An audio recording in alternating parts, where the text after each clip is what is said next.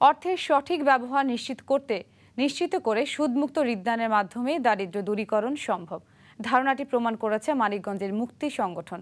এরই মধ্যে ১০০-রও বেশি পরিবার ওই সংগঠন থেকে ঋণ নিয়ে স্বাবলম্বী হয়েছে। মানিকগঞ্জ প্রতিনিধি গাজী ওয়াজেদ আলমের রিপোর্ট। মানিকগঞ্জের শিবালয় উপজেলার পদ্মার তীরঘেঁষা গ্রাম গোহাইলবাড়ি। জীবিকার সন্ধানে গ্রামের বেশিরভাগ মানুষের বিচরণ পাটুরিয়া ঘাটে। লঞ্চে বা বাসে নানান পণ্য ফেরি করেন তারা।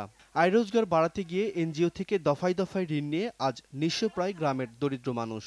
ঠিক এ সময় তাদের পাশে দাঁড়িয়েছে স্থানীয় সংগঠন মুক্তির সুদমুক্ত ঋণ নিয়ে আবার পথ খুঁজে পেয়েছেন অনেকেই। বিভিন্ন দিক দিয়ে এরা আমাদের এলাকার মানুষ বিভিন্নভাবে অগ্রসর হচ্ছে এই সুদবিহীন টাকা নিয়ে। এই জায়গাতে তো লোন আনলে সুদ দেওয়া লাগে না, যা আনি তাই দেই, 2 বছর পরে দিয়ে শোধ করি, আবার দরকার হইলে আবার আমাকে দেয়। মুক্তির কর্মকৌশল সম্পর্কে জানালেন সংগঠনটির উদ্যোক্তা প্রবাসী কাজী আব্দুল খালেক।